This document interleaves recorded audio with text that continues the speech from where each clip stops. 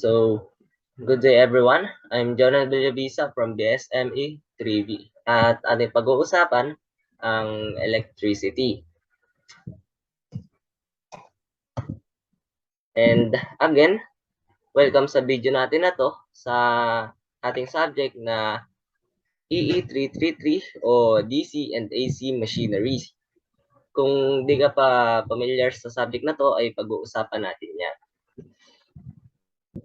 So, first, magpahapyaw muna tayo sa kung ano nga ba ang copper atom. So, it is an excellent conductor of heat and electricity. So copper atom, it moves freely when no electricity or randomly. So, ayan siya sa picture. And when using electricity, it moves towards in one direction. So, it moves freely or randomly when no electricity. And when using electricity, it moves towards in one direction. Kagaya ng sa picture na ipinakita ko sa inyo, na ang copper atom ay gumagalaw ng randomly kapag walang electricity na dumadaloy dito. Pero kapag may electricity na, ay gumagalaw siya. Kapag may electricity na, ay gumagalaw lang ito in one direction or towards in one direction. So, okay ba yan? So, pasok tayo sa first topic natin, which is yung electrical machine generalization. So, first, under siya ng first topic natin is yung rotating electrical machine and yung DC and AC machine. Pero, syempre, pag-uusapan muna natin kung ano nga ba ang electrical machine. So, this type of machine that converts mechanical energy to electrical energy. So, ang klase ng machine na ito ay kinakailangan pa nga daw ng mechanical energy para lang makapag-produce siya ng electrical energy. So, it is also holds a topic of AC motors and DC motors and AC generators and DC generators. So, next is electrical machine, which is yung motor. So, a type of electrical machine that converts electrical energy to mechanical energy. So, ayun nga. Ang motor daw ay kinakailangan ng electrical energy to convert or to produce a mechanical energy. So, next is generator. So, generator, this type of electric generator is a machine that converts a mechanical energy to electrical energy. So, ang generator ay kinakailangan naman daw ng mechanical energy to convert or to produce electrical energy or in vice versa, kagaya nga nung sa may motor. So, next is two main types of electricity. So, una, alternating current, which is yung AC. So, is the flow of electric current, which is also periodically reverse in direction. So, yun nga. Ang AC daw is a voltage that actually changes, or the voltage current that is change, okay, or may reverse flow of electricity. Kagaya ng sa may graph na ipapakita ko sa inyo mamaya. So, next is direct current or DC. So, a direct current may flow through a conductor such as wires, and also it is a one-directional flow of electric charge. So, DC is usually used in household equipments and buildings. Example is TV, cell phones, electric vehicles, etc. So, it is a voltage current that is steady. So, makikita naman sa graph ngayon. So, ipapakita na natin yung graph, So, ito siya. Ito yung graph ng AC or alternating current and graph ng DC or direct current. So, makikita naman natin sa graph na ang AC ay hindi steady. Meron siyang current wave o reverse flow of current, kagaya ng andyan sa picture. Pero ang DC naman ay steady or consistently in one direction. Kaya madalas sa mga household equipments, siya ginagamit sa device or some commercial buildings like that. So, okay tayo doon. Okay na tayo doon. So, pasok pasok naman tayo sa AC sources. So, para lang mas malinaw kung ano nga ba ang AC sources. So, first, outlets, electrical residential towers, and power plants.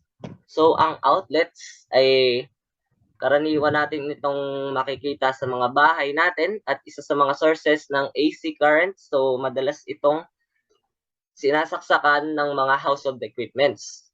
So, next is electrical residential towers. So, ito yung mga poste na kadalasan nating nakikita sa mga bukid at dito din daw makikita madalas yung mga AC sources for sure nakakita na kayo na to, 'di ba? And last ay ang ayun, hindi ko pala na yun. And last is yung power plants. So, dito naman nanggagaling yung mga alternating current na karaniwang ginagamit natin sa bahay. And next naman is at doon din ay dadami na natin yung DC sources. So, DC sources, batteries, and solar panels. So, batteries. So, ang pinaka-common na pinagkukuhanan natin ng direct current is battery. So, also, next is solar panel. Also, a solar panel. So, solar panels ay karaniwang makikita natin siya sa may bubong at para siyang board pero nakakapag-produce siya ng direct current at nakalagay kung saan madaling tamaan ng araw. So ayun, ang haba ng pinag-usapan natin. At dadako na tayo sa main topic natin. Ayan siya. Hindi ko pala siya napakita. So ito yung DC sources. So dadako na tayo sa main topic natin, which is yung the difference between AC and DC motors. So ayun. The most obvious difference between these two type current, each motor turns into energy and alternating current in case of AC motors and direct current in the case of DC motor. So, paalala ko lang na ang motor ay kinakailangan niya ng electric energy to produce mechanical energy. So, yon. So, AC motor. It is an electrical motor driven by an alternating current and also known for its efficiency and power output. So, ang AC motor daw ay common type of electrical motor and driven by alternating current. So, ang AC motor daw ay commonly used in everyday industrial application like effective practical motor. So, next is DC motor. Ang DC motor naman daw ay a class of rotary electrical motor that converts electrical energy into mechanical energy. Also for its speed, control, and output range. So, ang DC motor ay driven by a direct current which is consistently in one direction lang siya. Ang special naman daw ng specialty naman daw ng DC motor ay ang kanyang speed. At ang AC motor naman daw ay ang kanyang power na kaya niyang ibigay. Kaya mas powerful ang AC kaysa sa DC, pero mas mabilis naman ang DC kaysa sa AC.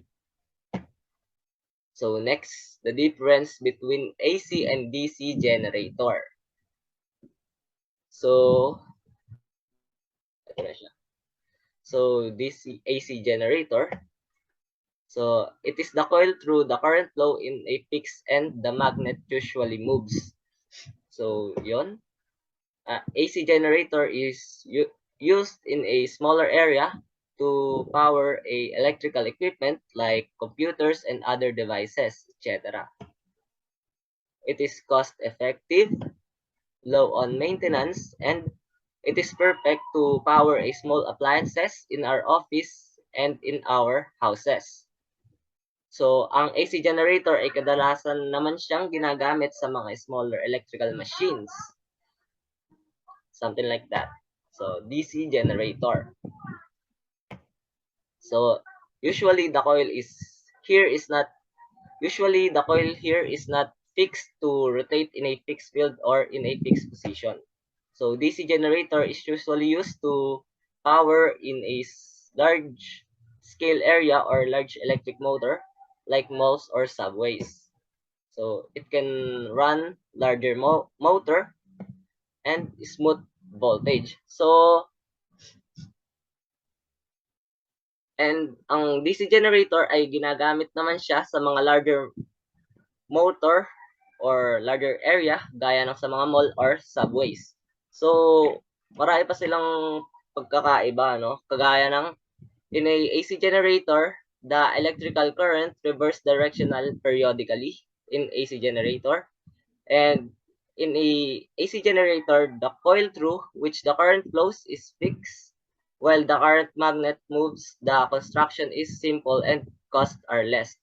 So, ayun na nga. Nakalagay na nga is cost effective and low on maintenance. So, AC generator have slip ring. So, mamaya, kapag-usapan natin kung ano yung slip ring. So, ito naman yung DC. In a DC generator, the electrical current flows only in one direction.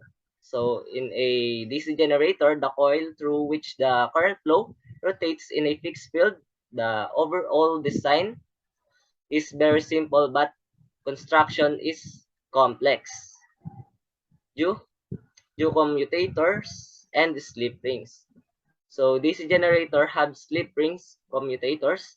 DC generators have commutators to make the current flow in one direction only. So ayun. So next is two main parts of generator, which is yung armature. This is the power generating component in a generator which output voltage is produced. And it is made of laminated steel core consisting of coils of copper wire wound around it, which is also called armature windings. So, the armature is defined as the component of an electrical machine that carries alternating current. So, next is the field poles. So it is a set of pairs of electromagnets or permanent magnets in which is even in numbers. So it has consist of laminated steel core of rectangular cross section consists of coils of copper wire around it. It is also called field windings. Okay, ang field post, it is a structure of magnetic materials that provides the excitation in a electrical machine either as a permanent magnet. So, dako naman tayo sa slip ring and brushes in an AC generator. So, kagaya ng napag-usapan natin kanina sa difference nila, nabanggit yung slip ring. So, slip ring. Slip ring in an AC generator is a hollow ring which are connected to the rotating thermal of the armature windings. And brushes. So the brushes in an AC generator is connected to the slip ring. So ito yung picture. So ito yung slip ring and nakatugon naman sa kanya yung brushes. So, ang slip ring is a semicircle shape of electrochemical device. The main function is to transmit electrical power into a coil. So, brushes is connected to the slip ring and it helps to transmit electrical current received from the slip ring further in the circuit. So, ayun. So, pasok naman tayo sa sa Fleming's right-hand rule. So, eto siya. When the flow of electricity is clockwise, it is ABCD. And again, ayun, ganun din siya. So, parang babasahin lang siya based in the current flow. So, eto. So, eto yung Fleming's right-hand rule. Ano? So, yung thumb natin, ayun yung motion. Yung, so, eto. Ganito. And ganito. So, ang thumb natin is yung motion and yung pointy finger is the magnetic field and the middle finger is the current. So, ito naman siya. So, thumb, ito pala nakalagay sa picture, ano? So, thumb motion, left hand rule, the motor effect. First finger field, second finger current, thumb motion. So, ayan. Pasok tayo sa Fleming's right hand rule. So, ginagamit to para malaman ang flow ng current, ano? So, ganito siya pag sa 3D. So, Fleming's right hand rule. So, ayun, makikita naman dito sa ano, na away from the observer yung flow ng current. So, and dito naman is towards the observer ang flow ng current, which is yung kagaya ng pinakita kanina, na kapag, so, ayan,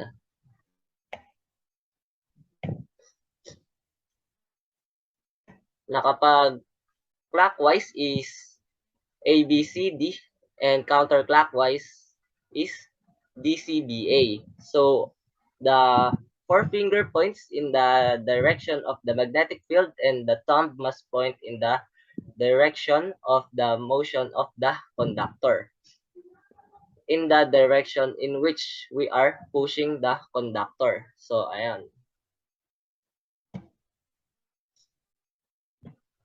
So, ayan. At doon nagtatapos yung video natin na to. At, ayan, and good luck and stay safe, everyone. Thank you.